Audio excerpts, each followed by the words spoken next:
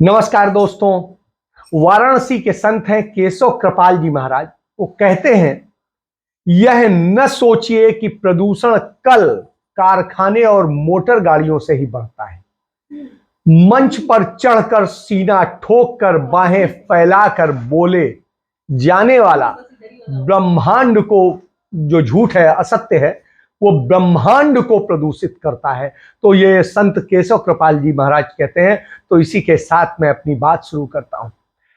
एक पूर्व ब्यूरोक्रेट हैं और अच्छे विचारक हैं आर के जैन साहब। वो कहते हैं, नेताओं के झूठे भाषणों, उनकी आधारहीन व बेसिर पैर की बातों पर हैरानी व अफसोस नहीं होता, बल्कि उस उपस्थिति जनता पर होता है जो सब कुछ जानते हुए भी उनकी बातों पर तालियां बजाती है, उनकी जय जयकार करती है। तो साहब ये समझ लीजिए। तो इसी पर चर्चा शुरू करूं उसके पहले एक चीज बताना चाहूंगा कि चंचल जी हैं जो बीएचयू के एक बड़े विद्वान हैं, और वो कहते हैं काल नेमी और शिखंडी ये मिथ मिथ मतलब झूठ के पात्र नहीं, युद्ध में प्रयोग होने वाले अस्त्र थे। ये हर काल में मिलेंगे। महाबली, पराक्रमी, युद्ध योद्धा भीष्म पिता महाभारत काल का अपराजित योद्धा थे, और संस्कार है और दृढ़ प्रतिज्ञ कि बालक, नारी, असहाय, अस्त्रहीन किसी योद्धा से युद्ध नहीं करेंगे। धृतराष्ट्र पुत्र दुर्योधन की सेना का कमान स्वयं भी पितामह के हाथ में था, और वो सामने खड़े हैं कुंती पुत्र अर्जुन। सारथी कृष्ण है, और देखिए क्या होता है। अनुराग, अटूट संबंध, मानस, बाबा जो है किस तरह से कर्मणा और सारी चीजें पितामह पितामह की चीज होती है, और पितामह को कैसे पराजित करेंगे, यही कसमकस है। और इन्हीं सवालों के बीच में उलझे थे। तभी कृष्ण मंद मंद मुस्काए और बोले, और कोई कोई उलझन के बिना वो बोले अर्जुन से कि जाओ शिखंडी को ले आओ। अर्जुन एकदम से हौचक रह गए कि है शिखंडी। उन्होंने कहा हाँ। तो उनका वो न स्त्री है न पुरुष है, पितामह उसके सामने। तो उनका बस यही तो मैं चाहता हूं कि एक ऐसा व्यक्ति खड़ा कर दो जो अंततः वो अपने अस्त्र रख दे, और जैसे ही वो अस्त्र रखे उन्हें आप मार दो। वही हुआ, आज भी यही हो रहा है। तो यही एक सत्य है, और इस सत्य को समझिए, और इस सत्य के साथ में बहुत सारी चीजें जुड़ी हुई हैं। तो आप इन चीजों को जब समझेंगे तो जानेंगे। तो ये झूठ की लड़ाई है, और झूठ और सच के बीच जंग हो रहा है। कल प्रधानमंत्री केदारनाथ, बद्रीनाथ और जाने कितने नाथों के दर्शन कर रहे थे, और जब दर्शन कर रहे थे तो कितने बार कपड़े बदलते हैं, इसको लेकर के सबसे अच्छा मुकेश गर्ग हैं। उन्होंने बताया कि आप देखिए कितने हर जगह जब प्लेन से उतरे तो वस्त्र दूसरे, जब प्लेन से उतर के दर्शन करने गए केदारनाथ जी के तो वस्त्र दूसरे, फिर उसके बाद बद्रीनाथ गए तो वस्त्र दूसरे, फिर उसके बाद में तीसरी जगह गए तो वस्त्र दूसरे, और फिर चौथी जगह जब वो गांव में गए, उस गांव में जिसको उन्होंने कहा कि इस गांव में मैं 25 साल पहले, जो ये बॉर्डर का गांव है, कि इस गांव में भारतीय जनता पार्टी की कार्यकारिणी की बैठक बुलाना चाहता था, और मैंने उसे जब बुलाया तो लोग जो है वो हो गए। हुजूर, कौन बुलाए बताए उनको कि उत्तराखंड, जिसकी आप कह रहे हैं कि कार्यकारिणी की, उत्तराखंड भाजपा की कार्यकारिणी की आप बैठक बुलाने की बात कर रहे हैं, वो उत्तराखंड 25 साल नहीं, अभी उत्तराखंड ही बने 22 साल हुए हैं, और 25 साल पहले आप बता रहे हैं कि यहां पर आपका इतना पुराना नाता है कि इस गांव में आप जो है ये कर रहे थे। तो झूठ और मक्कारी की जब ये चल रही हो तो इसको लेकर, और इस स्थिति को जब देखिए, तो इस स्थिति को बड़ा अच्छे ढंग से डिफाइन किया है मुकेश गर्ग ने। उन्होंने कहा क्या होता है नार्सिस्टिक पर्सनालिटी डिसऑर्डर। इसका है ग्रीक पुराणों के अनुसार एक राजा का नाम नार्सिसस था, जिसे अपने आप से प्रेम हो जाता है, इतना प्रेम कि अपने आगे उसे सब बौने लगने लगते हैं। भेद, सब कुछ भद्दे और सब कुछ, सबके बावजूद वो खुद से आत्ममुग्ध रहता है और ऐसी स्थिति में वो सिर्फ अपने को दिखाना चाहता है। तो आप देखिए, कल जब वो नरेंद्र मोदी गए दर्शन करने, तो बाबा के जब वो दर्शन करने जाते हैं तो बाबा के दर्शन करते वक्त आप देखिए, आपको मैंने पहले भी दिखाया था कि खुद जाकर के उल्टा बाबा के, तो जो एनआईए का जो वो क्या कहते हैं, एएनआई का जो फोटोग्राफर था, वो फोटोग्राफर सिर्फ यही देखता है कि कैसे मोदी जी किसको नमस्कार कर रहे हैं। मुझे लगता है एएनआई को ही नमस्कार कर रहे हैं कि धन्य हैं आप कि आप हमारी फोटो दिखाते रहते हैं। बाबा की तरफ पीठ है, इनका पिछवाड़ा बाबा की तरफ है, नंदी की तरफ मुख है, जबकि प्रवेश होता है शिव मंदिर में नंदी की तरफ से और बाबा की तरफ मुख होता है उल्टा, क्योंकि उधर से होता तो फोटो कैसे आती, तो फोटो जीवी को समस्या हो जाती। तो ये जो इन्हें अपने आप से फोटो से प्रेम है, इसका ये प्रतीक है और इस प्रतीक को समझने की जरूरत है। और जब आप इस प्रतीक को समझेंगे तब आप जानेंगे तो क्या है। तो जो राजीव जी हैं, राजीव जी इसको लेकर के बहुत अच्छा, बहुगुणा जी के पुत्र हैं और इन्होंने इसको लेकर के बहुत अच्छे ढंग से आप देखिए दिखाया है कि जो गांव है ये माणा गांव है, उससे कह रहे हैं मेरा पुराना नाता है 25 साल का। आप पढ़ लीजिए आप खुद कि 25 साल का नाता है। यहां वो कार्यकारिणी बुला रहे थे उत्तराखंड की और उत्तराखंड बीजेपी की कार्यसमिति बुलाई थी। अरे भाई मेरे, झूठ बोलते वक्त कम से कम इतना तो पता कर लेते कि उत्तराखंड बने 22 साल हुए हैं। तो अब आप समझ सकते हैं इससे, इसके आगे मैं क्या कहूं। तो ये हमारे प्रधानमंत्री हैं और ये प्रधानमंत्री का चरित्र है। इसके बाद में हम बात करते हैं, बीते एक आभा शुक्ला है, बड़ी अच्छी लेखिका है, स्वतंत्र लेखिका है और बहुत सारी चीजें ज्ञानवान है, विद्वान है। उन्होंने कहा कि बीते 8 सालों में ऐसा कोई दिन नहीं गया जब मुझे मणिशंकर जी की याद ना आई हो। मणिशंकर जी ने इनके लिए जो शब्द इस्तेमाल करे थे उसी को वो आगे बढ़ाते हुए कहती है, उन्होंने इनके बारे में बिल्कुल सही कहा था कि पहले मुझे ये धूर्त और निर्लज्ज लगता था, अब मनोरोगी भी लगता है। तो आप समझ लीजिए मनोरोगी कौन? नरेंद्र मोदी। तो फोटो खिंचवाने का ऑब्जेक्शन है जिसको, मेंटल डिसऑर्डर है, ऐसा लगता है कि उसका दिमाग बिल्कुल शून्य है, इसको किसी बात का एहसास नहीं होता, इसका हर झूठ हर ड्रामा पकड़ा जाता है पर इसको शर्म नहीं आती। इतना निर्लज्ज और कोई कैसे हो सकता है? आघात नहीं है क्या ये दिन में कोई एक बार ड्रेस बदलने से एक समय आता है जब आदमी शौक से ऊब जाता है, जवानी में जितना रंग रुतवा और वो करता है और उसके बाद में एक वक्त आता है कि वो इन सब से दूर हो जाता है। तो आप ये समझिए, आभा जी जो कहती है मैं उससे 100% सहमत हूं कि झूठ बोलने का बिल्कुल जिसे कहेंगे प्रैक्टिस चल रही है और जब यह प्रैक्टिस चल रही हो तो निश्चित रूप से लगता है कि आप क्या कर रहे हैं।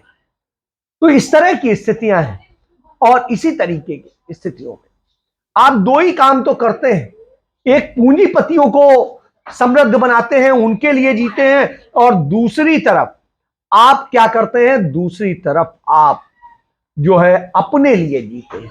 तो सिर्फ अपने लिए जीते, उन पूंजीपतियों के लिए भी नहीं। पूंजीपति तो आपकी मजबूरी है क्योंकि वो आपको संसाधन उपलब्ध कराते हैं और यही वजह है कि अभी एक खबर आई, ये अडानी ग्रुप को 83,000 करोड़ रुपए का यानी 10 बिलियन अमेरिकन डॉलर का एक नया कर्ज भारत सरकार देने जा रही है।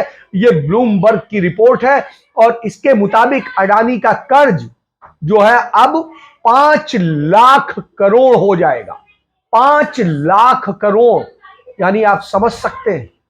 तो इस तरह से जो कर्ज होगा उसके बाद में क्या होगा और कैसे देश जाएगा। तो ये वहीं उनके समर्थन के लिए, उनके उसके लिए मीडिया किस तरह से निर्लज्ज होता है, इसका भी एक उदाहरण है। लेकिन इसका उदाहरण बताऊं इसके पहले मैं आपको बताता हूं कि किस तरीके से इन्होंने एक और चीज करी कि नौकरियों के नाम पे, आपको याद होगा 2000 क्या बोला था 2013 में कि हम हर साल 2 करोड़ लोगों को नौकरियां देंगे, रोजगार देंगे। और आप समझिए स्थिति क्या है। एक सत्य है कि इन 8 सालों में 7 लाख, जिसे राउंड फिगर में कह दें 7.25 लाख नौकरियां सिर्फ दी गई। 7.25 लाख नौकरियां, वो भी नहीं, उससे कम ही दी गई। तो 7.25 लाख नौकरियां दी गई टोटल 8 साल में। और इसके पहले क्या होता था? इसके पहले इससे 10 गुना नौकरियां दी जाती थी एक साल। तो एक साल में जो होता था वो आपने ये किया। इसके बाद आइए आप आंकड़े देख लीजिए कि 2014-15 में सिर्फ 1,30,000 लोगों को नौकरी मिली। फिर 15-16 में 1,11,000 को नौकरी मिली। फिर 16-17 में 1,01,000 को नौकरी मिली।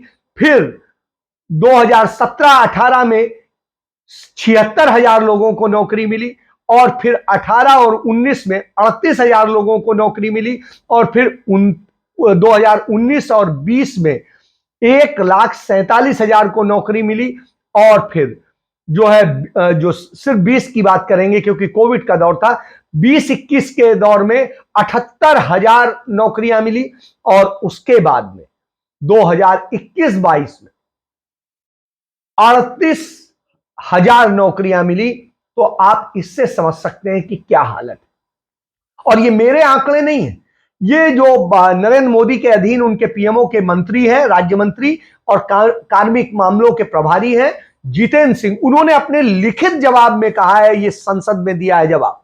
तो उन्होंने कहा है कि 2 सालों में बहुत कम भर्तियां हुई, यानी ये सारी रूटीन भर्तियां ही नहीं है। तो सरकार भर्तियां नहीं कर रही है और आपके ऊपर एहसान जता रही है कि वो 10 लाख नौकरियां देगी।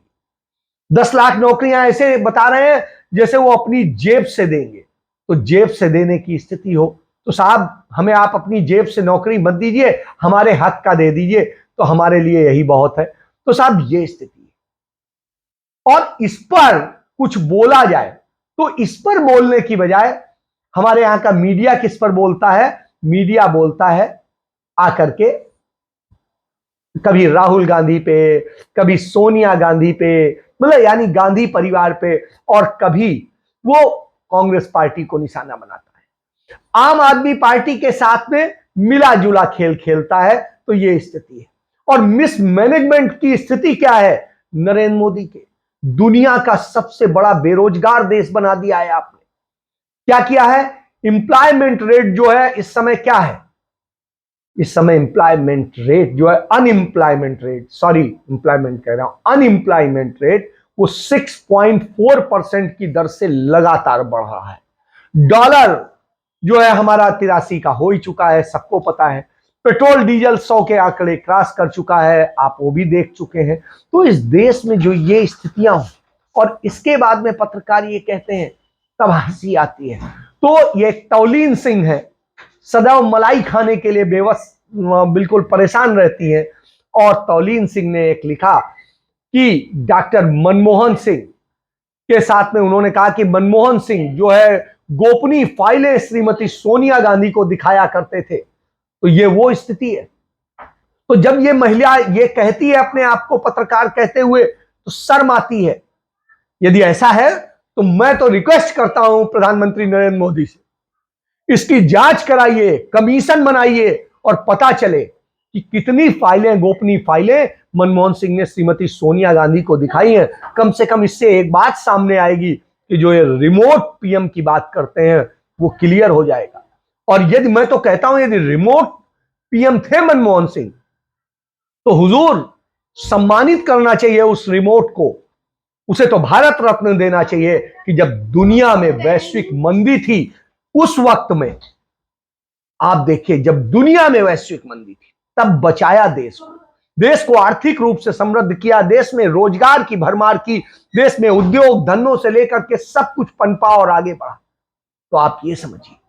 तो इससे, लेकिन ऐसे मीडिया जो मीडिया खुद को कहते हैं और उनकी स्थिति आप समझिए। तो गोरी मीडिया न ये बोलेगा कि क्या हो रहा है और कैसे हो रहा है, और दूसरी तरफ अरविंद केजरीवाल जैसे लोगों के विज्ञापन, जो विज्ञापन वीर हैं और उसके अलावा हमारे नरेंद्र मोदी कैमरा वीर हैं, और ये सब लोग मिलकर के किस तरीके से देश को बर्बादी में ढकेल रहे हैं।